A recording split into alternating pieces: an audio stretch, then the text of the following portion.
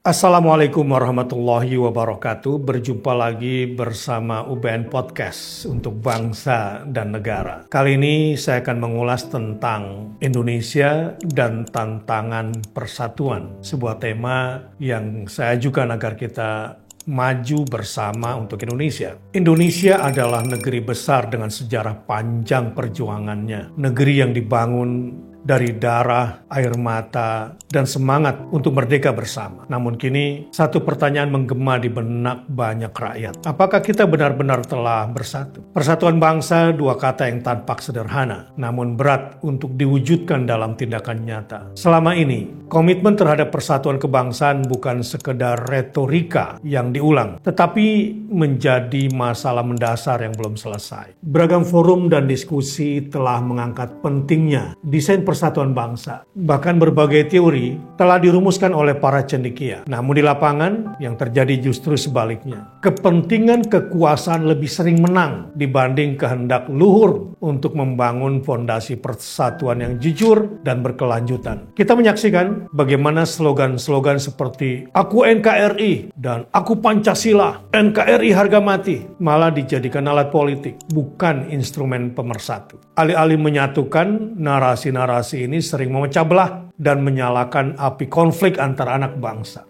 Kita ingin bangsa ini damai, bersatu, dan kuat. Tapi realitanya, rakyat yang kritis justru dibungkam, dianggap lawan, dijauhkan dari ruang partisipasi. Padahal bangsa sebesar Indonesia mustahil dibangun hanya oleh segelintir elit. Kita butuh partisipasi rakyat. Bukan sekedar formalitas demokrasi. Disinilah nilai luhur sila keempat Pancasila harus kembali ditegakkan. Kerakyatan yang dipimpin oleh hikmat, bukan kepentingan sempit. Ketika suara rakyat dimaknai sebagai kekayaan, bukan ancaman, maka kebangsaan kita menjadi nyata. Perbedaan bukanlah dosa, ia adalah keniscayaan. Justru dari sanalah lahir titik temu. Nilai-nilai bersama yang bisa mempersatukan visi kebangsaan. Jika setiap perbedaan dimaknai sebagai permusuhan, kita telah kehilangan jati diri bangsa yang dibangun di atas semangat kebinekaan. Persatuan sejati tidak dibangun dari pidato dan jargon. Ia hanya akan tumbuh dari kebijakan nyata, dari ruang partisipasi yang dibuka, dari langkah-langkah yang menyentuh kehidupan rakyat. Pemerintah memiliki peran sentral dalam hal ini. Bagaimana pemerintah merespons suara rakyat? Itulah ujian sejati atas komitmen pada persatuan. Kita menghadapi 6 tantangan besar yang tak bisa diselesaikan dengan narasi kosong. Pertama, kesejahteraan yang belum merata. Pendapatan per kapita Indonesia hanya 4.500 US dollar. Jauh tertinggal dari Malaysia, 12.000 dolar. Dan Singapura, 20.000 US dollar. Potensi kita besar, tapi hasilnya belum sampai ke rakyat. Kemiskinan dan pengangguran yang mengakar, ini yang kedua. Jika menggunakan standar Bank Dunia, 60% penduduk kita termasuk miskin. Ini bukan soal malas atau tak mampu, melainkan soal struktur ekonomi dan kebijakan yang belum adil. Memang kalau pakai standar nasional cuma 10%. Tapi kalau pakai standar Bank Dunia, ya bisa mencapai 60%. Ketimpangan pembangunan antar wilayah, ini juga persoalan lain.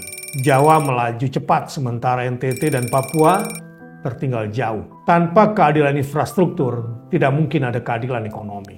Yang lain, penegakan hukum yang lemah dan selektif. Banyak regulasi yang lebih berpihak pada pemodal dan kekuasaan daripada terhadap rakyat. Hukum kehilangan wibawa jika dijadikan alat politik. Persoalan lain adalah minimnya keteladanan para elit. Ketika rakyat berhemat demi hidup, para pemimpin malah hidup dalam kemewahan. Ketimpangan moral ini melukai hati rakyat. Belum lagi persoalan budaya korupsi yang merajalela. Korupsi telah menjadi sistem, melebatkan banyak pemangku kekuasaan dari hulu ke hilir. Ini bukan lagi masalah oknum, ia adalah krisis nasional. Namun ada cahaya di ujung lorong. Pemerintahan Prabowo Subianto menunjukkan ikhtiar untuk mengubah arah. Melalui strategi efisiensi, pemangkasan proyek-proyek elitis, dan pengalihan anggaran untuk program-program pro-rakyat. Ada langkah awal yang memberi harapan. Ini bukan sekedar rebranding politik, tetapi langkah taktis melawan korupsi sistemik yang selama ini membajak masa depan bangsa. Dengan tingkat kepuasan rakyat mencapai 80%, kepercayaan mulai tumbuh. Tapi kepercayaan adalah amanah yang harus dijaga tentunya dengan konsistensi dan keberanian moral. Harapan rakyat bukan pada janji, tapi pada program nyata yang menyentuh kebutuhan hidup mereka. Persatuan bangsa dibangun dari sini, bukan dari kata-kata atau istilah Prabowo, omon-omon. Bukan dari simbol, tapi dari kebijakan yang menyejahterakan, dari pemimpin yang memberi teladan, dan dari rakyat yang diberi ruang untuk berperan. Maka mari kita jaga harapan ini, karena bangsa yang bersatu bukanlah bangsa yang seragam, tapi bangsa yang saling memahami, saling melibatkan, dan bersama-sama membangun masa depan. Saya Bakhtiar Nasir. Wassalamualaikum warahmatullahi wabarakatuh.